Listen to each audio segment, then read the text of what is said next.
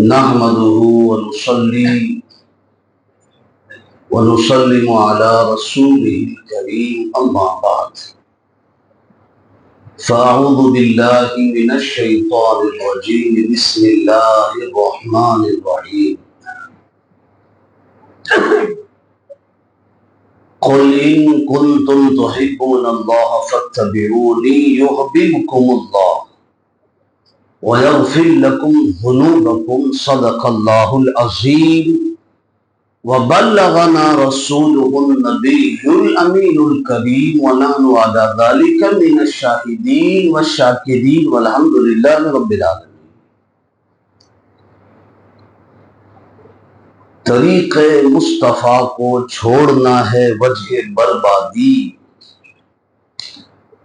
طریق مصطفیٰ کو چھوڑنا ہے وجہ بربادی، اسی سے قوم دنیا میں ہوئی بے اقتدار اپنی۔ برادران ملت اسلامیہ و عزیزان گرامی قدر، قرآن مجید کی آیت کریمہ کو مسلسل 3 جمعۃ المبارک سے پڑھ رہے تھے۔ آج کا اس پر چوتھا جمعہ ہے۔ آیت کریمہ وہی ہے لیکن کچھ باتیں الگ سے آپ کے ذہن میں انشاءاللہ پیش کرنے کی سعادت حاصل کریں گے۔ اللہ پاک اس کے متعلق حق کہنے اور عمل کی توفیق عطا فرمائے۔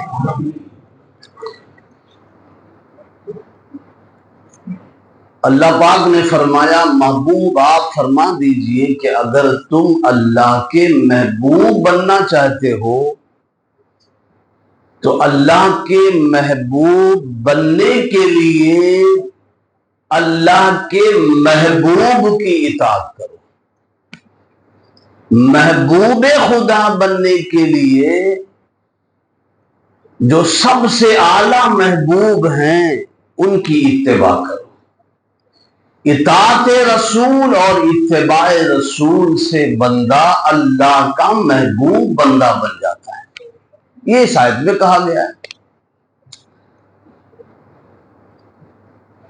اسی لیے اطاعت بھی ضروری ہے کہ اطاعت کے جہاں دینی فائدے ہیں وہاں دنیاوی فائدے بھی بہت ہیں۔ جہاں ہمارا دین کہتا ہے کہ اطاعت کرو آپ کی دین اچھا، لیکن اطاعت سے آپ کی دنیا بھی اچھی ہوگی۔ آج کا جو دن ہے جسے 15 اگست یوم آزادی کے طور پہ ہم منا رہے ہیں اور مناتے پورے بھارت میں منایا جاتا ہے، جانتے ہیں کہ اس یوم آزادی کو ہم تک پہنچانے کے لیے ان لوگوں نے قربانیاں دی ہے جو لوگ اطاعت مصطفیٰ کے بھرپور پابند تھے۔ یہاں سے اپنی بات شروع کرتا ہوں۔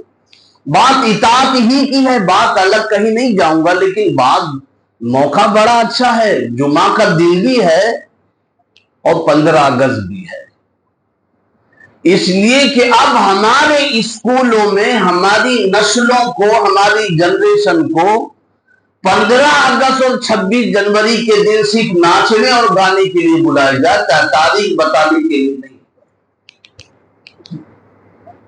اب آپ کو آپ کی تاریخ کون بتائے گا؟ یہی علماء ہیں،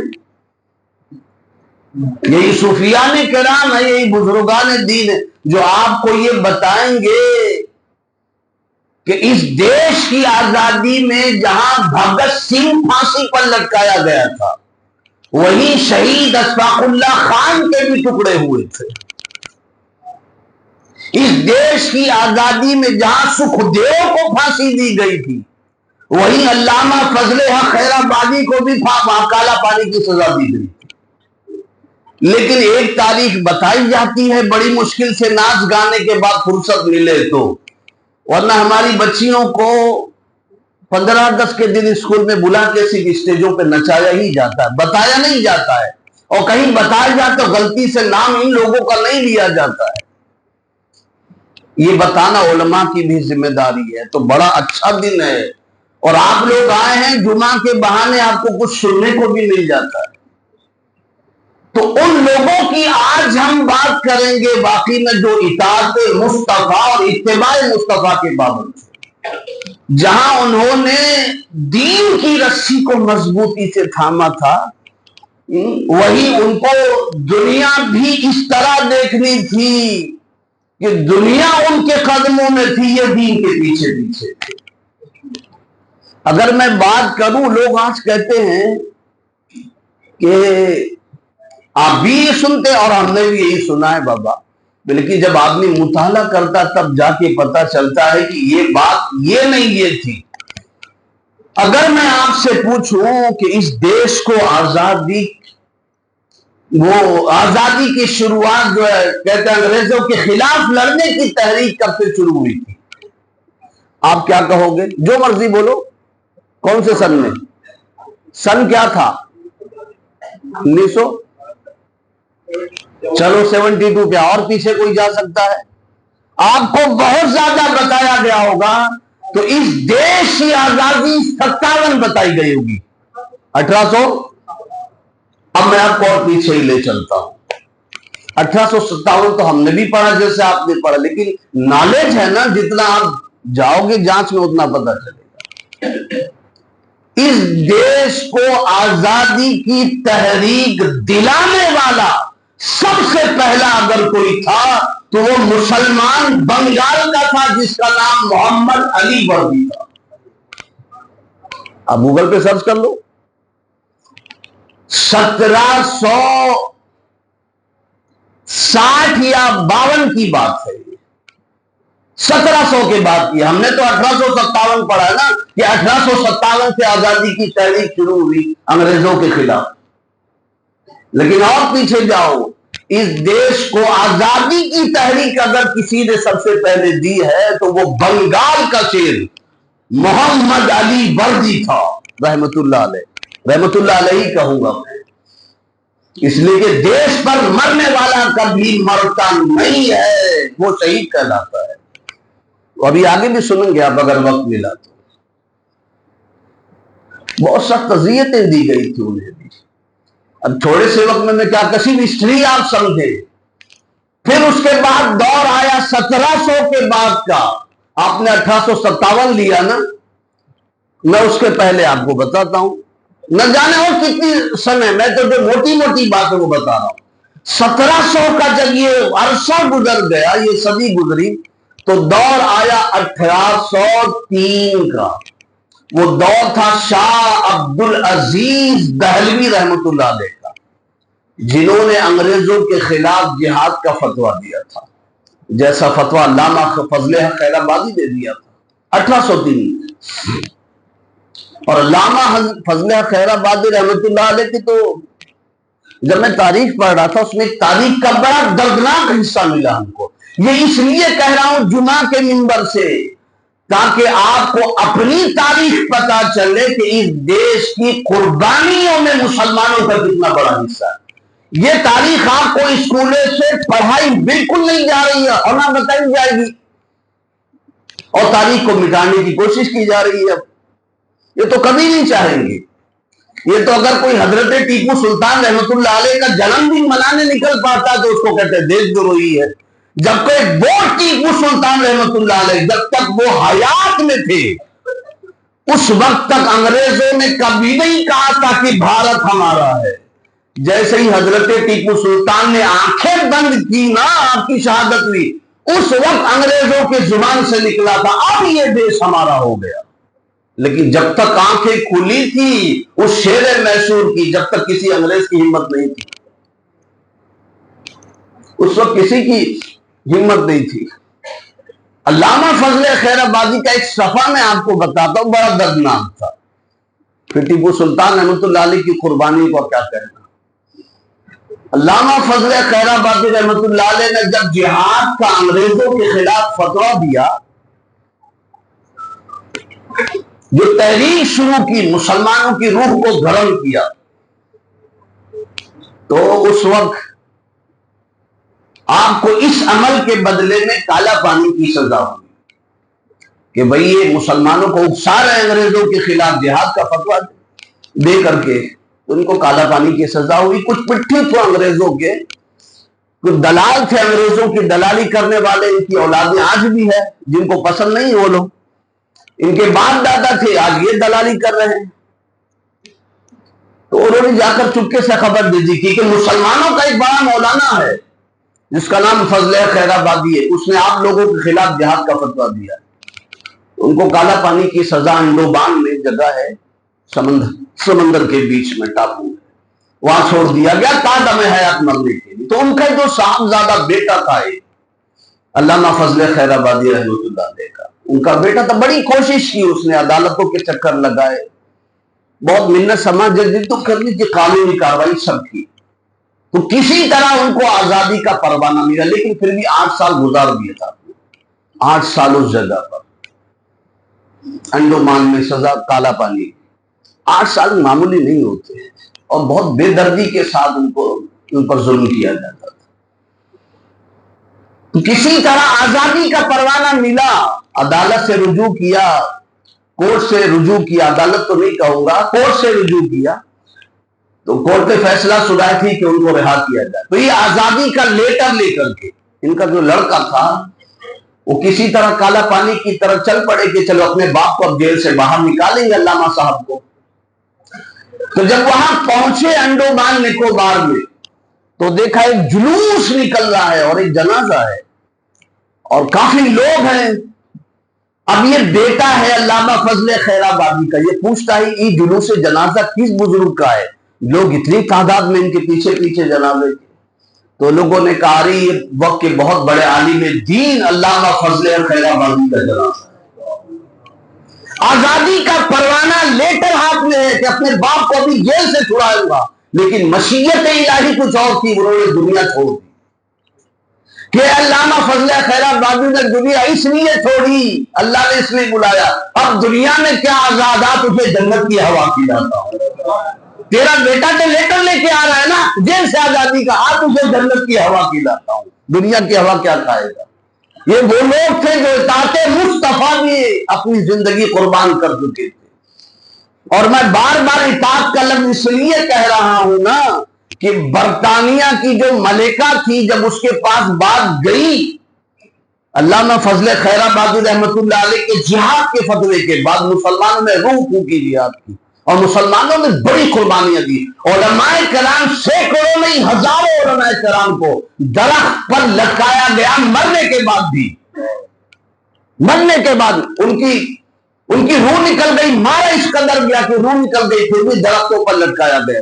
جس درخت پر دیکھو علماء کی لاشیں تھی، علماء کی بڑی قربانیاں ہیں۔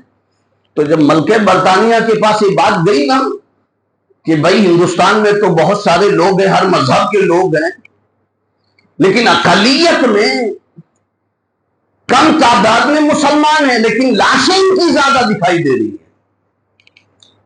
علامہ فضل خیر آبادی کے فتوے کے بعد مسلمانوں نے جو شہادت دی، ملکہ برطانیہ نے کہا کہ اور بھی تو مذہب کے لوگ ہیں، ان کی بھی لاشیں ہیں، مگر مسلمانوں کی لاشیں زیادہ ہیں، ان کی قربانیاں زیادہ اس وقت تھی 1857۔ اس کی وجہ کیا ہے؟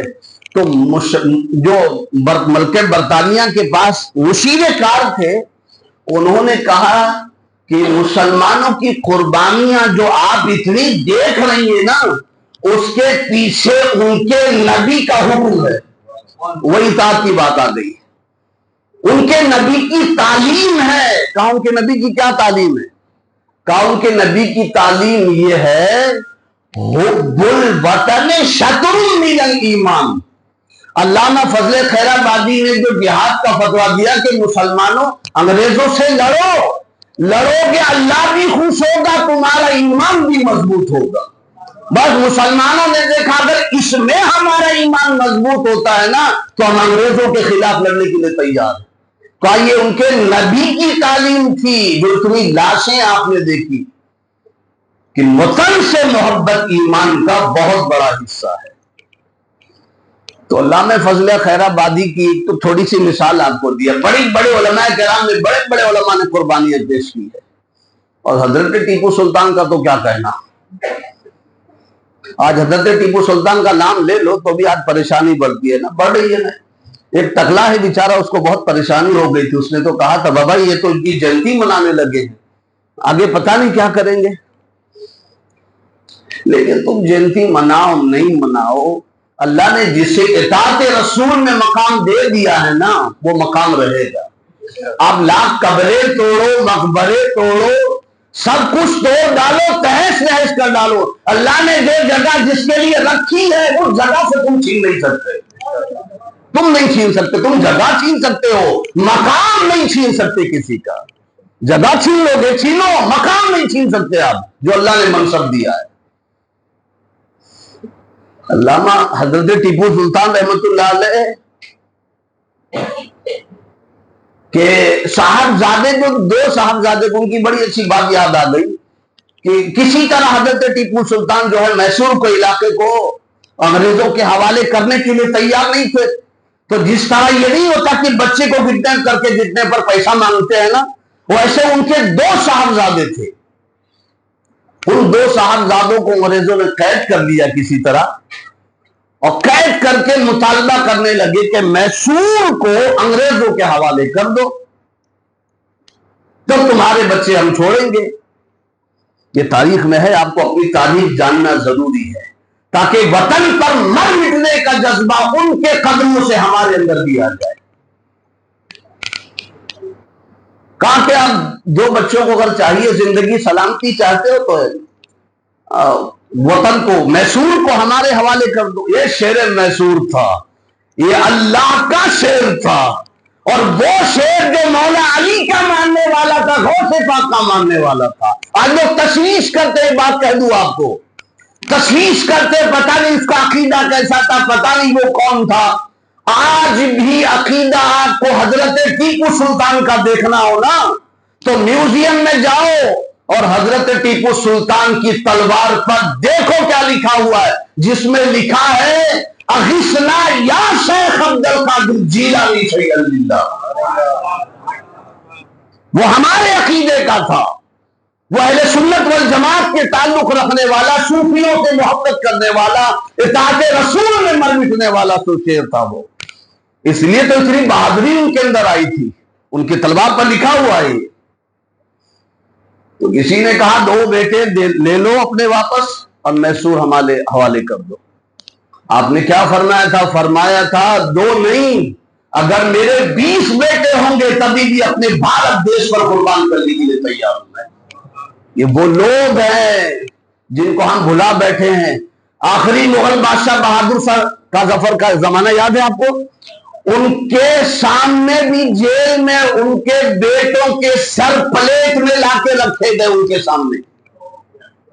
آپ بھی باپ ہو نا، دل دہل جاتا ہے جب منظر سوچو تو۔ جن کو انگریزوں نے قید کیا تھا ان کے سامنے بچوں کے سر لا کر رکھے گئے تھے۔ کیا قربانیاں، کم قربانیاں مسلمانوں نے دی ہے، لیکن گلہ ہم سے آج بھی ہے، وفادار نہیں ہے۔ ارے ہم وفادار اس دیش کے نہیں تو خدا کی قسم کوئی ہو ہی نہیں سکتا۔ وہ اس لیے کہہ رہا ہوں ہمیں اس دیش سے محبت اس لیے بھی ہے کہ سب سے پہلے دنیا کا انسان اور ہمارا نبی اگر کہیں اترا ہے تو ہندوستان کی دھرتی پر اترا ہے۔ حضرت آدم علیہ السلام کہاں اترے؟ جنت سے۔ تو جنت کا اگر ڈائریکٹ کنیکشن کہیں ہوا ہے تو وہ ملک ہندوستان ہے۔ آدم علیہ السلام یہی اترے ہیں۔ ہمیں اس دیش سے اس لیے بھی محبت ہے کہ جناب آدم اللہ کے نبی اسی دیش میں اترے ہیں، اور اس لیے بھی محبت ہو جا رہی ہے کہ اس دیش کے راجا میرے خواجہ ہندوستان والے۔ ہمیں محبت کیوں نہ ہو؟ اسی لیے شیر مشہور نے کہا تھا، آخری بات کر کے گزر جاؤں، آخری وقت ہے آپ کے زبان پر، آخری وقت میں زبان پر جملے تھے کہ شیر کی ایک دن کی زندگی گیدڑ کی 100 سال کی زندگی سے بہتر ہے۔ یہ اطاعت والے لوگ تھے جو اس طرح کے جملے کہہ گئے، اور جب آپ کی روح نکلی نا اس وقت کسی کی ہمت نہیں تھی کہ آپ کے قریب جا سکے۔ روح نکلنے کے بعد بھی حال اتنا خوف تھا، تو وہ اطاعت اپنے اندر بھی پیدا کرو۔ جب اطاعت مصطفیٰ ہوگی نا تب دنیا آپ کے قدموں میں ہوگی، اور جہاں اتباع مصطفیٰ اطاعت مصطفیٰ نکل گئی تو کتے بھی آپ کو بھونکنے لگیں گے جیسے آج کتے بھونک رہے ہیں۔ جی اب کوئی کتا ہو تو اپنے اوپر نہ لے، ورنہ مسلمان کسی شیر سے بھی نہیں ڈرتا تھا۔ پہلے ایک زمانہ تھا، حضرت حارثہ کی بات کروں، حضرت حارثہ جنگل میں جا رہے تھے، حضور کی اتباع کرنے والے صحابیوں میں سے ایک صحابی، شیر سامنے آیا، آپ نے کیا فرمایا؟ انا مولا رسول اللہ۔ جب شیر کو دیکھا نا سامنے جنگل میں، کہا انا مولا رسول اللہ صلی اللہ علیہ وسلم، اے شیر میرے سامنے سے ہٹ جا، میں رسول اللہ کا غلام ہوں۔ شیر بھی راستہ بدل دیا کرتے تھے جب اطاعت مصطفیٰ ہمارے اندر تھی تو، اور اطاعت مصطفیٰ ہٹ گئی تب کتے بھی حملہ کرنے کے لیے تیار ہوئے، پہلے شیر بھی ڈرا کرتے تھے۔ اللہ اطاعت مصطفیٰ اور اتباع مصطفیٰ کا جذبہ پیدا کرے، اور ہمارے ملک بھارت کو ہر امن عطا فرمائے، ہر سکون عطا فرمائے، اور سب کو سلامتی عطا فرمائے، اور ایسی کئی آزادیاں ہمیں بار بار نصیب فرمائے۔ السلام علیکم ورحمۃ اللہ وبرکاتہ۔